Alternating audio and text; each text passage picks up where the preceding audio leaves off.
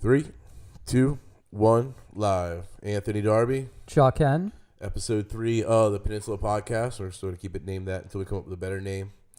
For those folks that were disappointed that we weren't talking about weed last week, please don't be in despair. This episode is all about cannabis and marijuana. Last week we took first, so just a recap. Episode 1, we kind of dove into Maryland's laws. It was pretty much Maryland specific. A lot about cannabis. Episode 2, we did a 10,000 overview of hemp and kind of the world, and then also more domestically, and then state of Maryland. And then this week, we will go into all things cannabis in the United States. So I'm going to dive into medical programs, rec programs, decriminalization laws. We'll go into the variances, everything from consumption bars in Vegas and Alaska to programs in Colorado, Washington. Medical programs that are successful, like Maryland. We'll dive into programs that struggle. Delaware, New Jersey, New York come to mind.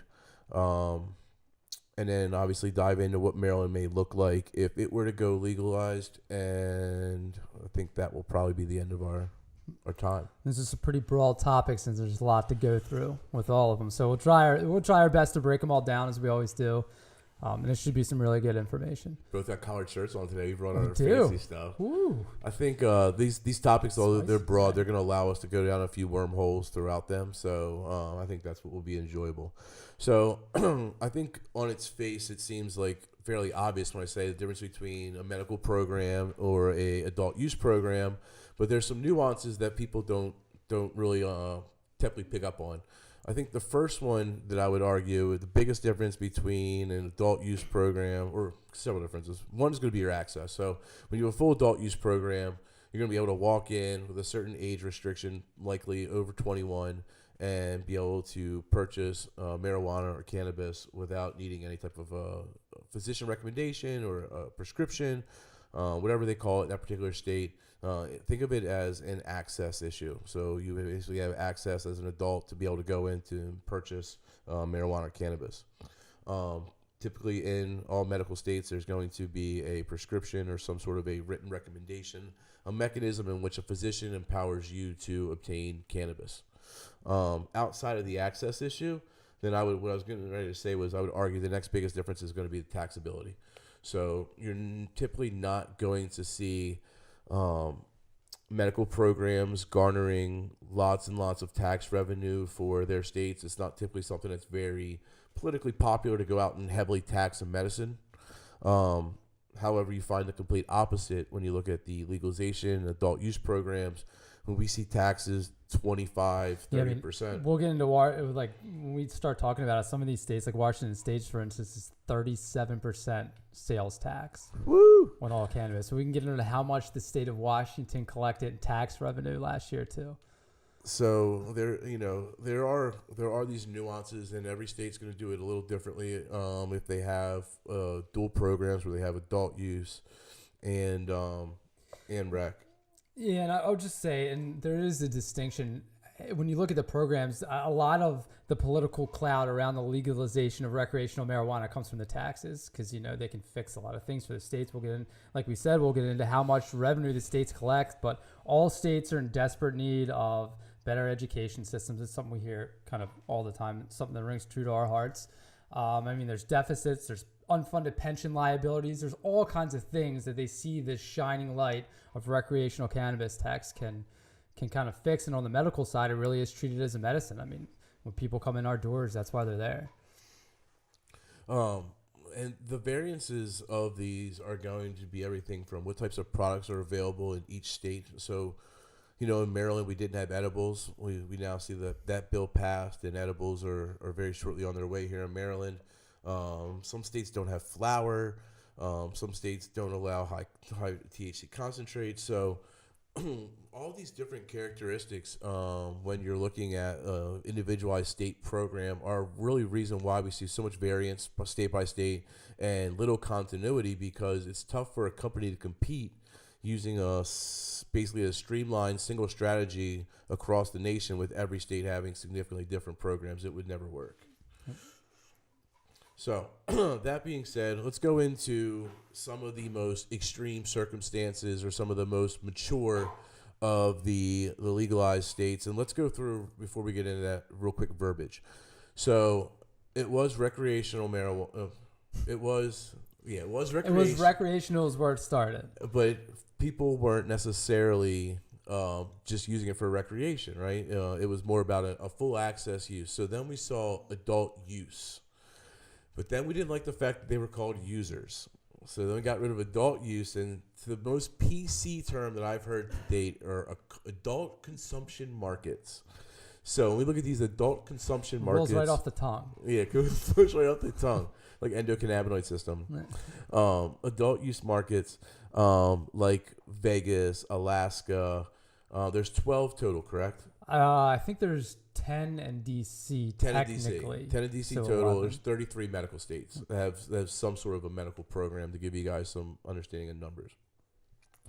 Someone like so Vegas went through a similar maturation process that a lot of states do. Nevada had a fairly robust medical program with a lot of gray areas. There was kind of this gray market around delivery and some other things.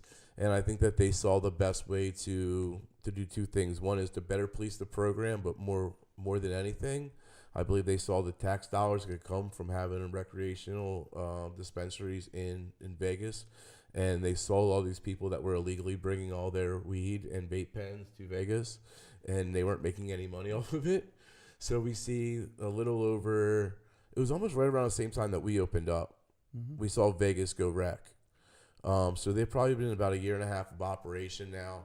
And then most recently, we saw them follow the same foots as Alaska and actually go with adult consumption bill. So an adult consumption bill actually sets up the precedent of almost similar to what you'd find at a bar that serves alcohol, except it's going to be cannabis. You'd be able to consume cannabis with your peers and friends. You would be able to go there and purchase cannabis. It would be the closest thing to mimic a bar or restaurant than we've ever seen in the United States. Yeah, and I think, and the fact that it's in the state of Nevada and Vegas, who has this notorious history with all these vices, and that's why people go there. I think, when these states go recreational, much like they do medical, the programs are going to reflect the values of the state, right? And kind of what the state's all about. So in places like Vegas, where, they're known for sex, drugs, and rock and roll and gambling, right? Like, it's nothing for them to throw a cannabis bar in the middle of town, where a state, in the South or maybe in the Northeast that's liberal but a little bit more conservative, I think they'll take a different approach, and we've kind of seen that play out. And that's just my kind of opinion of how it's going to work. And so far, it's been incredibly successful. So we've seen the dispensaries there have tons of volume. We haven't heard any outcries of the city coming to a screeching halt because now all of a sudden cannabis is around, and they're very clean and pristine city of Las Vegas, Nevada. And it's and the pricing is interesting as well. So I had a friend of mine on Facebook went and was at a business conference. It's also great because there's so many business conferences in Vegas. So you're getting all these business guys that are flying out there, and they haven't been around the ability to without having to break a law, be able to walk into a building and purchase weed. There's so many of these guys that are coming out of retirement, 20-year plus, enterprise, middle management, seasoned veterans. And it's hilarious. And you look at the pricing, and 27% Banana Kush was $55 for an eighth. So even though it's out west, even though it's in more mature markets and stuff, we don't necessarily see some of the immediate changes in pricing that we see like in California and Washington State. In Oregon. So when you go through and you looked at some of those taxes that were generated from Washington, what were the So let's findings? let's look at the rates real quick of these states that have a recreational program, and then we can look at the taxes that they collected from them. I'm not going to go through every single one, but just so people get an idea, each state's completely different. In California, there's 2 levels of taxes. There is a tax that the cultivators pay, which is $9.25 an ounce, and they pay that tax. And then there's also a sales tax, or an excise tax as they call it. It's not really a sales tax, of 15% on the final sale of cannabis. Much like California, Colorado has a 15% excise tax from the cultivator to the retailer, and then another 15% sales tax at the final kind of outlet. So there's 30% taxes levied in the system somewhere. And then you get down to something like Nevada, who has a rate of 15%, as determined by the fair market value determined by the Nevada Department of Taxation. So if they don't like their revenues, they'll surely change them. And then in 2017, they also created a new 10% sales tax paid by consumers. So it's really 25%. And what people don't realize is that the taxes are there. They just don't see them at the register all the time. They've been collected throughout the process, and then also levied on the final sale. And then we'll get down to the last two, my favorite, because I think these are both kind of states that Darby and I view as, not have done the best job, between Washington and Oregon. I mean, you look at the prices there. There's companies going out of business all the time. The market's flooded with all kinds of stuff. Oregon, it doesn't have a general sales tax in the state, but it levies a 17% sales tax on the sale of marijuana. And Washington levies a 37% sales tax on the sale of recreational marijuana. So when you look at the revenues collected from that, the state of Washington, and these are kind of estimated for 2018, and this is done by Forbes, so obviously I'll trust their estimating. The state of Washington should have collected $319 million in revenue last year just through the tax on recreational marijuana. Do you know what they estimated? What's that? Do you know I don't know what the state estimated at first. Sometimes we hear, sometimes the naysayers will say, oh, well, we see California estimated X, Y, Z, and they didn't get anywhere near that. But first off, California does a lot of poor estimating. I've seen them miss the ball on a lot of things, not just marijuana. Yeah. And we also look at that state as probably one of the, it's almost like the poster boy for how to not regulate cannabis. They did a really poor job from the beginning. At one point in time, I was listening to a data scientist from New Frontier say, I know how many dispensaries are in California operating right now. California does not. The idea that the state was unable to police their own program is crazy. And I think that when folks try to say, well, you can't look at cannabis as a good source of revenue generation, or you can't trust the expectations because California expected this and they only got that. I think that might be an outlier and a poor example. I think when you look at Alaska, who I believe has done fairly well with the revenue from taxation of marijuana and cannabis.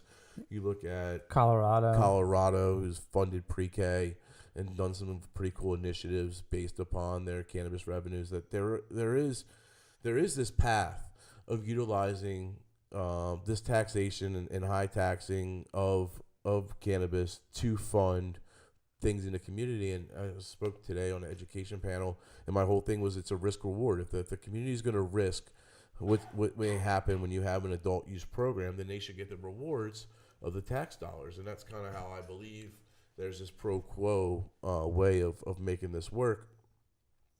And it's just something that we'll see continue forward as more states look at this as a taxable option. We'll see, how it comes from. And not every states do great on casino revenue, but Maryland seems to do better. And for myself, one of the things that I would argue, without getting too much into Maryland specifically, but just you have all these neighbors around you for any state. You look at someone like Kansas, who's got Colorado with all this revenue coming in, and Kansas is spending all this money trying to keep the pot out. It seems like they're spending good money on bad money, and it's not an economically feasible thing. And I know that Kansas isn't one of these states that's just, not without economic disparity. So, I think the other states will start looking at taxing this as a commodity, and realizing that, maybe 35% or 40% is a little high, but to get 20% or 25%, it's not unreasonable, and the market can bear that if it's done properly. Yeah, just I'll run through some of the numbers for the other states real quick, just so everybody can get an idea. But California, when you look at these numbers, you also got to think of, it's not just, oh, well, they collected this amount of money and they collected this amount of money. You got to think about California's a state that people from around the world travel to. It's the most populous state in the country. They collected $300 million last year. So almost as much as Washington, but probably 5 times the amount of the population and 100 times the amount of visitors that go there. Colorado, $266 million, which is the most mature market of all of them. And then Oregon, $94.4 million. I think Oregon's program just has so many problems, and the way they've regulated kind of, I think that Darby spoke to earlier. A third of what the other states the other states did, and they're all on that same timeline and trajectory. But Oregon's done such a bad job at the program that, like, I mean, the sales revenue is not there because there's so much supply in the market that everything's so cheap, so you can't collect a lot of dollars on something that's so cheap. And then you have every single state around Oregon that has the same program, so it's just a weird situation.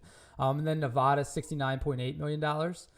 Alaska, $11 million. Massachusetts, $5.2 million, and that wasn't for the full year. I think so that had to be for a partial. Yeah, right? just for the part year. I don't know exactly how it was. And then you have 3 other states and 1 district of Columbia who have essentially legalized to a degree, but the programs aren't necessarily operational yet. I mean, DC is a great example of a super dysfunctional program that could be overly robust and amazing, but we talk about how you can purchase medical or recreational weed in DC. Can we talk about that? Yeah, go ahead. So it's funny, like if people don't know, so like DC, it's a District of Columbia, right? It's not a state. There are certain things that they can and cannot do. It's a complete cluster. So the people of the District of Columbia voted to legalize recreational cannabis.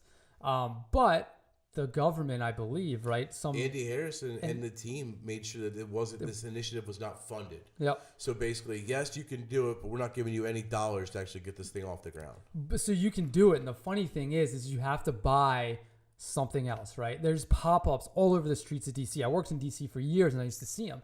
I mean, it's open. People talk about it. Show up to the nightclub at 9 o'clock, and it's like it's a glorified farmer's market / baked goods sale.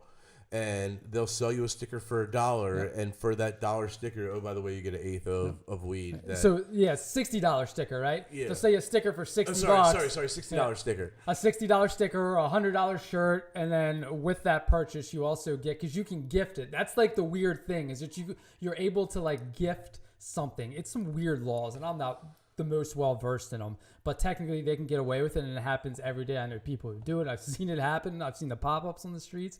It's a weird thing.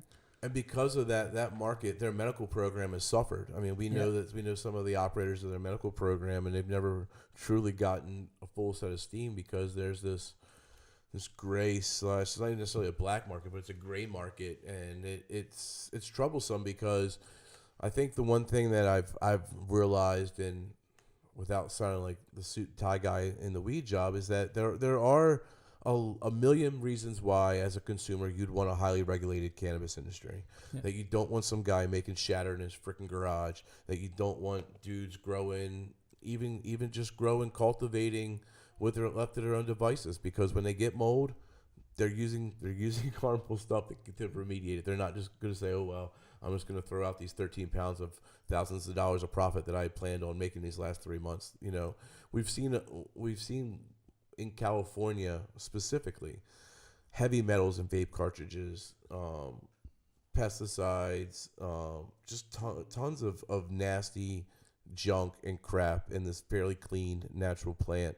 And unfortunately, I know everybody wants homegrown and everybody wants it to be free and no one wants to pay anything, but there are truly a ton of benefits, especially for someone that's using this as a medicine, to make sure that you're in a highly regulated market. And although Maryland has got its struggles with the regulations, I think more and more often we speak endearingly of our regulations than we speak in terms of how they really impair us from doing our jobs. Because when I look at other states, and I know that they tell these folks, hey, everything's lab tested and this is super safe, and then the patients come to find out the news article stated actually nothing is safe, and it creates all this consumer confidence issues. And I don't think we really run into that a lot in Maryland. So that piece of it, I'm pretty good. Yeah, that goes hand in hand with like just talking about how different states regulate, which I guess kind of leads into the next. So when you get out of those the really wild west or really open market states like the Colorados of the world, and Vegas, then you start getting into more like license specific and more restrictive states that basically have the most robust medical program. So I would lump Maryland, Massachusetts before they went rec. Really, it's a lot of the states that I'm speaking of within the last 24 months have now gone rec. I mean, Nevada, Arizona, When we were doing our research, we didn't feel like when we were writing our application, we didn't really feel like we could necessarily use Colorado or California as the bar because they were much more mature markets. So we were looking at earlier markets, and I believe that we pulled from Arizona was a good model for where Maryland is. And if you look at it, it's kind of eerie how the two programs have kind of moved hand in hand with each other. So real quick, for those keeping track at home, we'll go through some of the things that we think are kind of requirements for a medical program to be successful. First is the specificity of cannabis products. We have seen almost all the programs that don't allow for flower. They are substantially less active. They're substantially less endorsed by patients. Patients still in our dispensary are purchasing about 50% flower. At one point, it was close to 75. It has gone down with the addition of vape pens and concentrates and tablets and tinctures and patches and all the other modalities that folks have to use, but still have a very, very strong flower base in our dispensary, and that exists in the nation. And these states that don't allow for flower, like we're seeing Virginia's getting ready to come on board, there's no flower allowed there. Or if it is, it's capped at a fairly low. I don't think Virginia has flower. I think it's all oils. Yeah, it's all oils. So not only not flower, but I don't think they're allowed to have any of the other things that we have. I think they'll use those oils in vape cartridges and figure some of the stuff out. But they're going to struggle. When we talked to one of the processors who's actually got a license in Virginia, they were telling us that I know for a fact THC is capped, right? But THCA is not. So when you look at live res products, they have THCA, not THC. And until that person goes home and activates it. So these lawmakers are going to continue to try to get savvy in terms of how they're going to try to arbitrarily cap these things. But the market is going to be very strategic to what the patients and what the population wants. And they don't necessarily want all low THC products. And if you say THC and someone says, "Well, you didn't say THCA," they're gonna push that envelope. Yeah, so there's a good chance that if they don't have the A behind it, it holds up. Yeah, I mean, we saw the difference between shall and may. Yeah. So we're seasoned attorneys at this point. We Just kidding. Don't ask me any questions about being a lawyer. If you're a realtor, listening to this, we're not. Yeah. But if you're Joe Smo of my poli-sci background at Salisbury University and what I've learned over the last 5 years, I'd be willing to take this to the next step. So anyway, back to what makes a program qualified and good. You got to have flower. You want to have limited verbiage and restrictions around THC content. You know, we saw Maryland not have edibles, and although patients griped, it did not hinder the program. It didn't hinder the growth. And in full validation of what I just said, Maryland said no edibles, and all of a sudden one of the delivery drivers shows up to my store with what I thought was a gummy, and quickly learned of the word troche, which is a soft lozenger, not a gummy. And all of a sudden, PH has got glorified gummies. So now 3 other vendors are making the exact similar product. And then Larry Hogan, the governor of the great state of Maryland, signed into effect yesterday an edibles bill for the state of Maryland. So now the program will have edibles, and they're working to coming up with how they're going to regulate that right now. So stay tuned. It'll be an interesting ride. You can imagine the level of scrutiny on a food and beverage product alone, and then with this federally illegal DEA-regulated substance. I can't wait to see who's scratching their head, Maryland Department of Health and Mental Hygiene right now. But we will see that roll out. So it doesn't always have to include everything. It doesn't always have to have edibles. It doesn't always have to have everything. But for a program to be successful, it's got to have flower. You got to have vape cartridges, and you got to have concentrates that are going to have the higher THC content, because that's what people want. And truthfully, that gives them the incentive to stop buying on the street. If you have someone who buys flower and all of a sudden you open a dispensary with expensive oil that they can't relate to, they don't really have an aspiration of purchasing, they're not going to jump through all those hurdles when they can just go to their buddies who they've been getting flower, pot, cannabis, weed from for 10 years. There's no incentive there. Maryland got to a point when we first opened where our flower was much higher than what the street was. And it was a huge barrier of entry to a lot of folks. And when you look at it now, we're doing $7 grams, and all of a sudden someone says, okay, I can get a lab-tested product, high quality, at equal rate, or sometimes even cheaper than what I was paying on the street. Now I have this incentive to join a medical program. Remember, the medical program is going to require some level of hurdles for a patient, going to a doctor, getting a card. You know, if they spend $300 on a process before they even get into our door, many of them are going to say, well, that's an ounce that I could have instead of just joining a little program. So there has to be these incentives for these medical programs to do well. A full variety of products is going to be one of them. The next is going to be qualifying conditions. You got to make it easy for folks to go and have a productive conversation with the healthcare provider. Depending on states, I mean, some states are physicians, some states are nurse practitioners, some states are physician's assistants. We see the different chiropractors, midwives, dentists. So every state's going to have different criteria for folks that are able to basically write these recommendations, but you need to have a system in place so that a patient doesn't feel like they're going to get shot down or that there's not going to be a chance for them to obtain this recommendation. Maryland, for us, has been fairly good in terms of, at least in the Eastern Shore, we have many practitioners. Most of them are open-minded. We find that our patients are more and more likely to have sustainable conversations and being open and honest with these folks, as opposed to the conversations they were having with their primary care providers, 5 or 10 years ago, when they're saying, "Oh, do you use any illegal drugs?" And say, "Oh, absolutely not." And they go home and take a bong hit before they go to sleep, because that's the only thing that helps them sleep at night. So qualifying conditions, in Maryland, I think we have 12 or 13. Yeah, I can't remember how many it is exactly. And they just added some too. And then the one biggest outlier is going to be, Maryland has a condition that if a physician has a reasonable expectation that medical cannabis can give a health benefit that traditional pharmaceuticals or traditional medicine is not, then a healthcare provider can extend almost an off-label style recommendation to that patient. Off-label is typically what they see in the medicine and prescription world, where if let's say it's a medication for high blood pressure, but it also has a calming effect, you might see a doctor off-label write that prescription for anxiety, even though the FDA testing and everything behind that drug is supportive more around lowering blood pressure.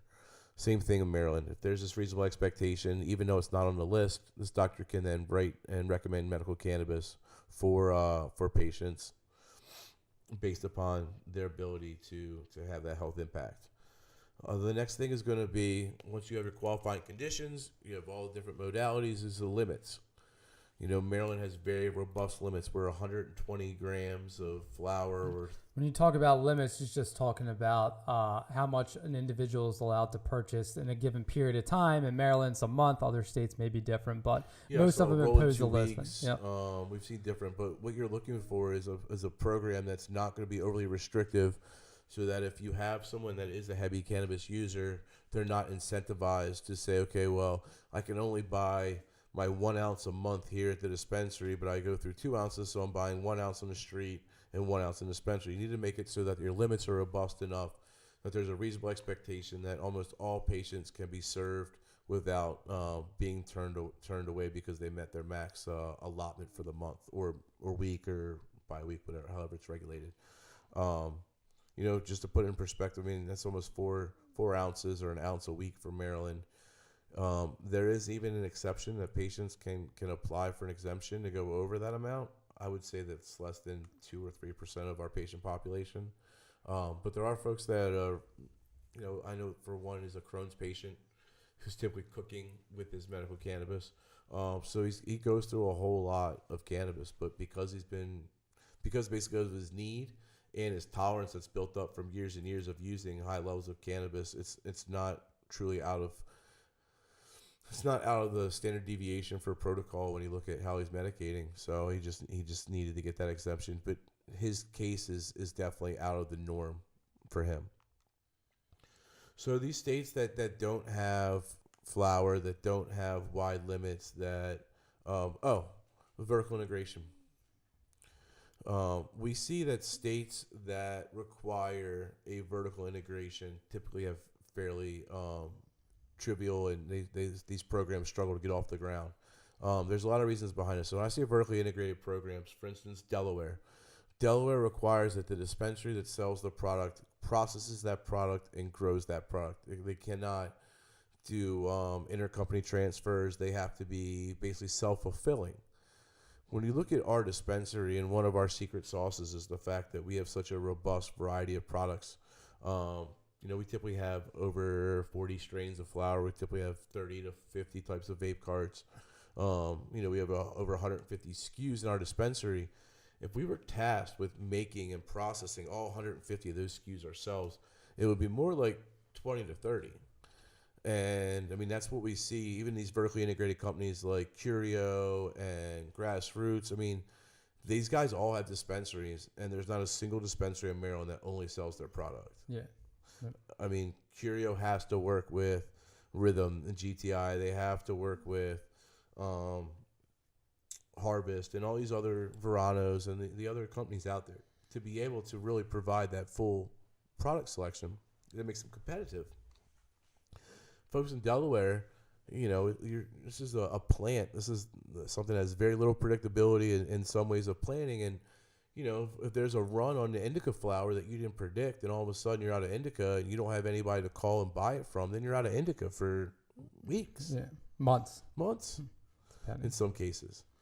So, we see in New York, it's a vertically integrated program, and it struggles. I'm not sure I don't know if New Jersey is or not. Sure. I don't know, but one of the reasons why New Jersey struggles is because their qualifying conditions list and their limited number of dispensaries. We saw what seemed like almost a full legalization program was gaining tons of traction in New Jersey. I read an article yesterday. The reason why it was tabled because it was going to lose by one vote. That's all it takes, right? That's all it takes. And then once it loses once, then it can be considered a losing effort, and everything's politics. So it's better to table something than have it lose in a vote. But if I'm a patient in New Jersey, I'm still sitting here with my hands in the air saying, what the hell? Because I was probably excited the fact that you were going to take away the bureaucracy of my marginal medical program, and I was at least going to get an adult use program where at a minimum my access was going to increase. And it's almost like you guys went for the home run and you missed, but now the patients still have this shitty medical program in New Jersey. Like there was no benefit. I'm not sure that the medical program really got any better, and the patients are still struggling there. So those patients that are in New Jersey, in a place where you have high populations and high traffic and illegal drugs are not overly difficult to ascertain, like I would assume that if I was a New Jersey resident right now, I can tell you that if I was a Delaware resident right now, I would be very likely to be a street purchaser of my cannabis. It's highly unlikely that I would deal with the problems and the pain that Delaware patients deal with, because it was more difficult than the pain that I experienced trying to purchase weed illegally on the streets.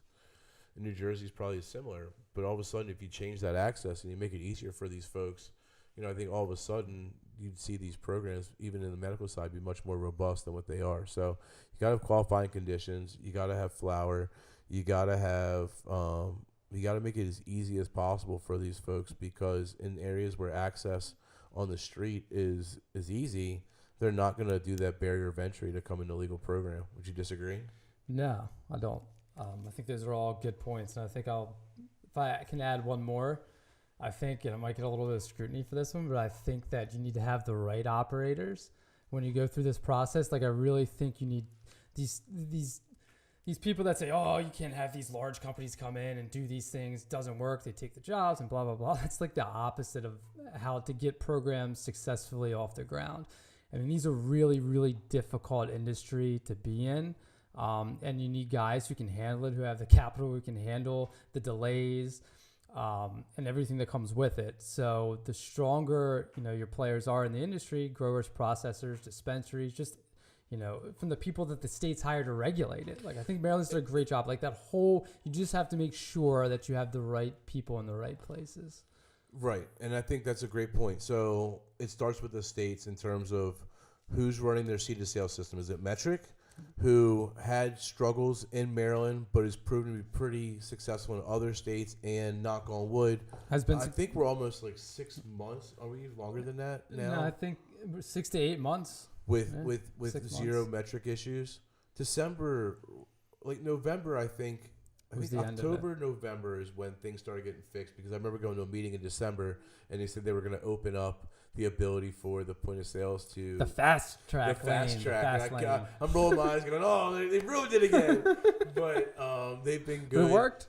Maryland shit the bed with Resi in terms of the application process. The original reviewers of the application, that contract was not solidified in the nature to set expectations of how many applications Resi would be receiving, or really the time that Resi would be able to process those applications. So when we've seen, we've seen the fruits of when Maryland picks a great operator or Maryland picks like a poor operator, and then it's up to us as well in terms of being operators. Like when we see these states open programs, immediately there's this like not in my backyard of wanting experience and out-of-state operators to come in, even though they bring you a ton of sustainability, and a ton of immediate stability, because their learning curves are decreased and they're able to get up and going.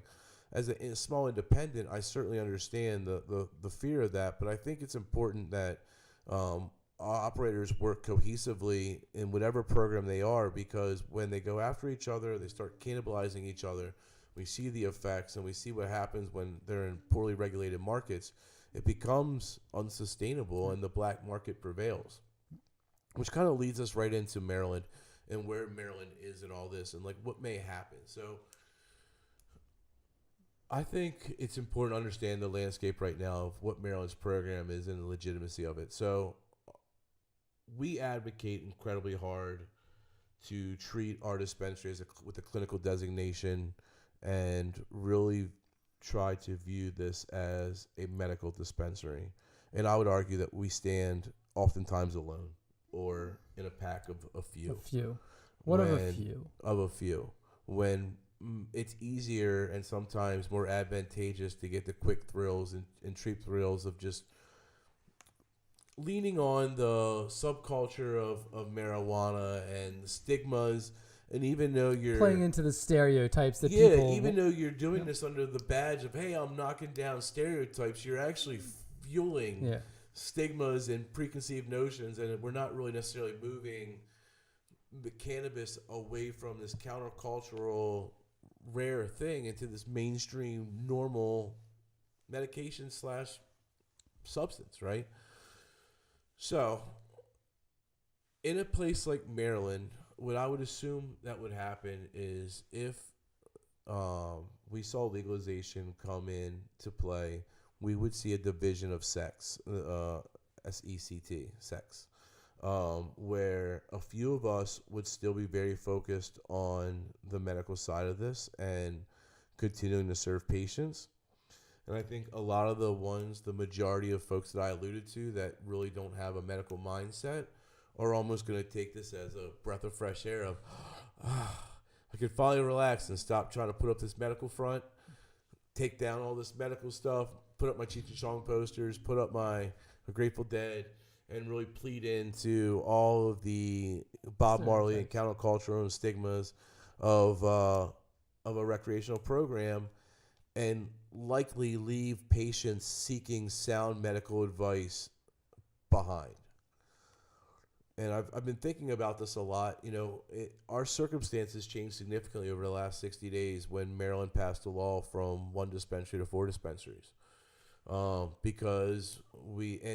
So this session we saw a couple of things happen, but we saw the 1 to 4, and then we saw the working group become initiated for exploring recreational cannabis in Maryland. There's groundlings that education is going to fall into some shortage of dollars, and that cannabis might be seen as the boon to fill some of those dollars. But we saw a lot of shift in terms of what our future looks like as a dispensary operator in Salisbury, Maryland, and the fact that there could be more multi-state operators, and likely legalization of marijuana at a national or recreational or national or local level is something that would likely be seen within 3 to 5 years. And I don't think that I'm saying anything groundbreaking in saying that, and it may not happen for sure, but I think you'd be naive as a business owner in our position to not look at the future. So when I think about this new dichotomy of a legalized program in Maryland, I think of a couple of things. We'll try to talk about different aspects of it. Maybe we'll start with economics, right? I think it's a huge economic opportunity for the state of Maryland. I think when Maryland watched Delaware kick their ass in casinos and watched West Virginia steal people, I mean, people were driving from Baltimore to Charleston, West Virginia at a rate that they had never gone to West Virginia before when they legalized the gambling.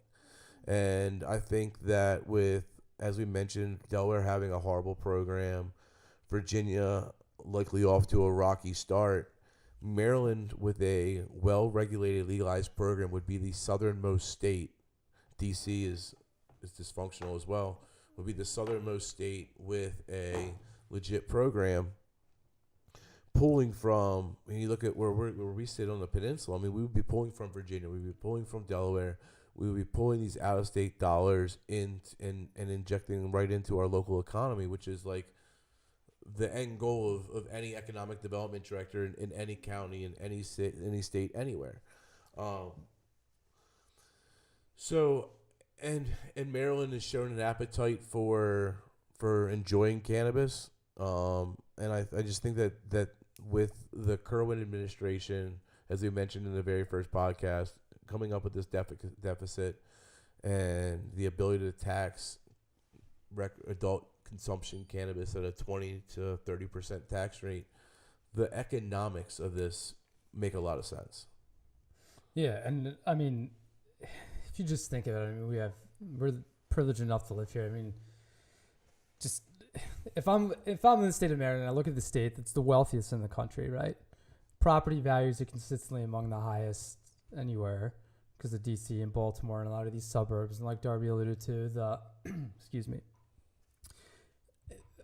tourism is huge in the state of Maryland. We have the mountains, we have the Eastern Shore, and we also have a ton of policymakers in Maryland. And Maryland's medical program is kind of looked at as the gold star of the medical program. So I think that if Maryland can do the recreational thing right, it really paves the way to, greater federal decriminalization or kind of allowing its use. And I think the state's definitely going to look at it. They formed a working group this year. It's probably going to be a ballot initiative in 2020. And I mean, we see rates in the state. I mean, 65% of the voters in Maryland agree that it should be recreational. I think the stigmas are kind of fading away. And also because I think Maryland's done a great job in the medical program. I mean, people look at that medical program and say, okay, well, here's a proxy. Not exactly, but here's a proxy for how rec's going to look. And they've done a good job regulating it. Sales are good. The companies are flourishing. There's been no real, kind of bad black eyes on the program. Aha moments. Where some pragmatist was like, aha, I told you this was going to happen. Like, we haven't had that in Maryland. And the more we continue to go down that route, the more recreational not only becomes probable, but I think it's likely. I mean, it's going to happen. I think Maryland's going to be the first state, like Darby said, south and east, that's going to legalize it, and it's going to be looked at as a proxy. When you look at a map, the states so basically the Northeast is mostly has medical programs of some nature coming down to Maryland. Now Virginia just added a medical program, and then it sneaks west a little bit. Ohio's got a medical program. Illinois, Missouri. West Virginia's got a new one, right? Yep. That southeast is gray, and every map uses green because it's all weed, right? So every map you look at, it's all like light green and dark green, and the west coast and the east coast, northeast, and then like a little matching coming in the middle with Colorado, and then the southeast is just always gray. So I'm looking at the map now. So from the state of Virginia all the way through the Appalachians, all the way down to Mississippi, including Tennessee, Kentucky, and Indiana, the entire swath of the country, there's not a single medical or recreational program right now. And we didn't even talk about this, but now's a great time. Like, we talk about how regulated states are with marijuana. I looked at a map and saw like CBD laws. Like, good golly, I mean, we saw the lady get harassed at Disney World last week for having CBD oil on her and ended up taking her to jail. And, like, you know, it was still mind-boggling to me that when you look in those southern states, a lot of them still have fairly, like, none of them, most of them are not completely restrictive, but a lot of them, I was amazed at the language and the verbiage that's still in place around something like CBD that's non-intoxicating, that's really been proven at this point to be far more beneficial than it was thought of, and certainly far less harmful. You know, any types of harmful side effects. It's not addictive. There's not really anything negative that can happen with CBD other than if you stop taking it, whatever it was helping is not going to be helped any longer. So you know, I think when we get bullish and excited, we realize that southern swath is not going to stay like that forever. I mean, you have states in there like North Carolina, which, you know, has a ton of younger people moving into the state. Right? It's a beautiful place. It's very progressive. You're seeing more and more places like that pop up in that area. South Carolina, Greenville, Georgia, Spartanburg. Yeah, I mean, Tennessee, these states are going to eventually, I mean, they don't live in a bubble. That's for sure. And I can assure you that there are people in those states who are cannabis users. And there's people in those states that are sitting there that were at one point mining something, or at one point we're looking at fossil fuels, or we're looking at these different areas of industry and saying, well, that's gone by the wayside now. And we have this 70,000 square foot building that no one's been in for 10 years. And we could put a cultivator in here and within a year turn a $20 million business, employ 50 people. It's and then there's the opioid epidemic, right? There's this dichotomy now of opioid epidemic is widespread through every single community in the United States, and more dollars and more cents are needed to combat this. And cannabis is showing in medical states of a 25% reduction in some ways. We're seeing it every day in our dispensary. So there's this thing that cannabis could be a beacon and a tool to combat this opioid epidemic. And, oh, by the way, a significant generation of tax dollars in this, you know, I don't care which state you're in, everyone's looking for budget. I mean, everyone's got budget concerns, and everyone's trying to cut the pie into another slice. And they're always looking for new ways to generate revenue. And, like, there's only, you know, when you look at how governments generate revenue, taxing is the least politically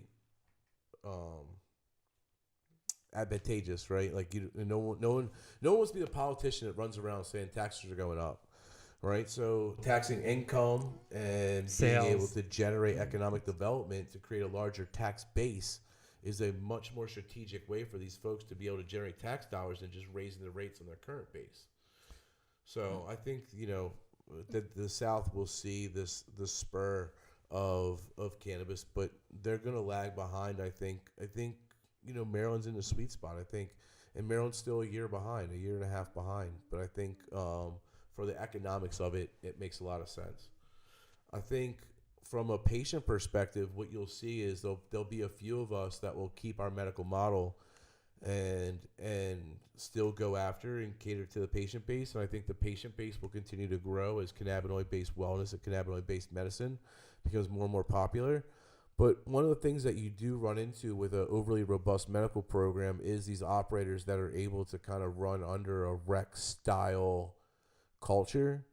And that hurts traditional patients, right? Like if I'm a 60-year-old woman with Lyme disease, which is kind of this, when we created our dispensary, we created this fictitious patient, at least I did in my head, and she was a 60-year-old woman with Lyme disease, and she's never used cannabis before a day in her life, and she's at her wit's end, and she wants to be able to see if cannabis is going to help her. I want her to feel comfortable from start to finish in my dispensary, whether it's from our website, whether it's from when she walks through the door, patient consultant, the entire experience should be something that you shouldn't have to be a cannabis enthusiast to get through our dispensary.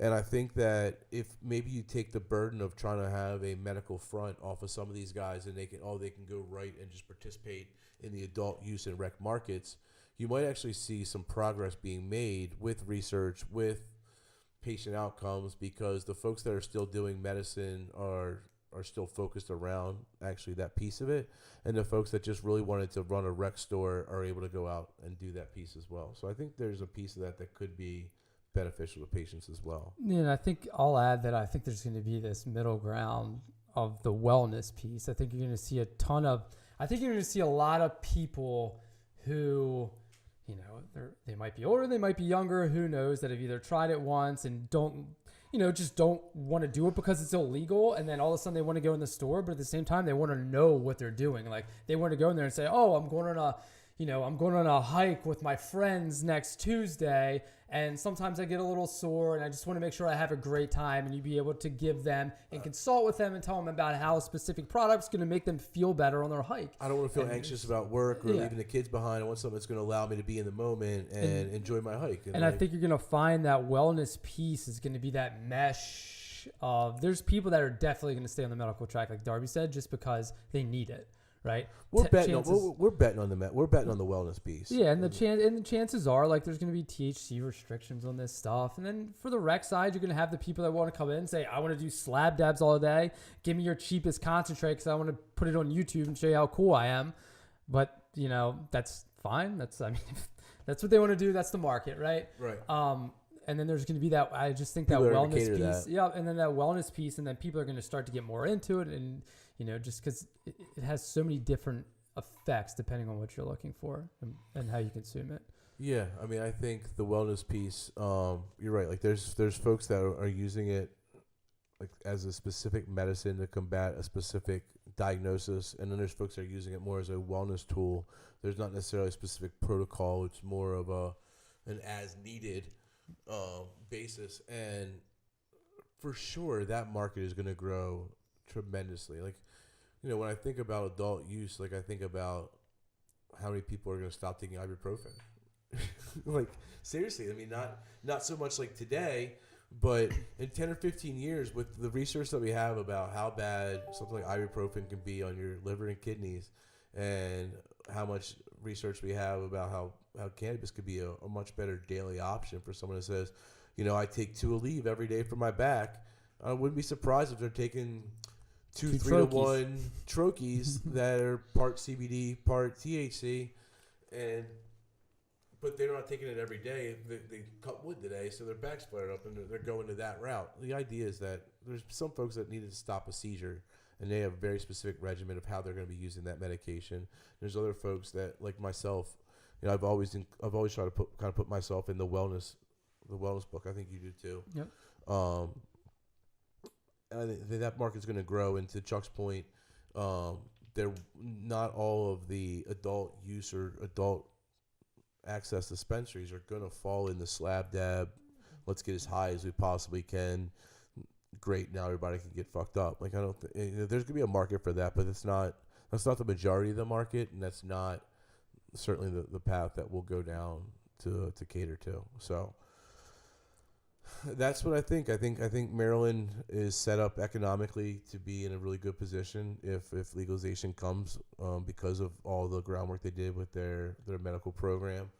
I think it would be more restrictive, similar to the lines of a Massachusetts or an Arizona, not so much like a Nevada or Alaska. And I think that folks should be looking at how we can utilize tax dollars based on their reward our community. And education is something that is obviously something that's near and dear to my heart, and I believe a great place for it to go. I think I'll give my bold prediction is that rec comes to Maryland. It gets on the ballot next year in 2020, and it passes by. You know. Ooh, let's pick a number. I'm gonna go 71%. Passing rate? Yeah, I know it's aggressive, but that is an aggressive number. I don't think I can be that aggressive. I'll go 63%. That would still be. I mean, that's a landslide, right? And then also, I think Maryland's medical program drug on for 2.5 years, 3 years before it actually came to fruition from the time the applications were filled out. I think that the recreational market, because of the taxes, and because of the established medical market, is going to come to fruition and come to market way quicker. I bet it happens within 18 months of that legislation passing. And you're already going to have operators in place that they can give that ability to. So we saw with David Moon's bill was that if you currently had a medical program license, then you were going to be grandfathered into a rec license. I guess, without backtracking too much, we see different models for that in states that have both. So in some states, you see completely separate buildings and completely separate businesses. One's a rec and one's medical. In some places like Colorado, the building's almost like cut in half. If you're a state resident, you show your state resident ID, and then you can go into the adult use or the medical side. And then if you were a non-resident and don't have a medical card, then you would go to the other side. The other side's going to have high taxes, lower THC content, lower product selection. The medical side's going to have low taxes or no taxes. Normally a larger variety of products and normally higher THC contents. So, podcast number 3, that is cannabis at a national level, kind of a state-by-state look at different programs and how they are juxtaposed next to each other. Couple things on our agenda. Our next, hopefully within the next 2 or 3 podcasts, you'll see us have our first guest on. I know that'll be really entertaining for you guys to be able to see us interact with other folks and not just talking back and forth to each other. So that's something we're looking forward to. And then also just continuing to increase the amount of shows that we do. Trying to get to that 1 a week is challenging, but we're continuing to work to that. So like, comment, share with your friends. Anthony, Darby signing out. Chuck? Nope, I think that's good. Thanks for watching and listening. I hope to see you back next week.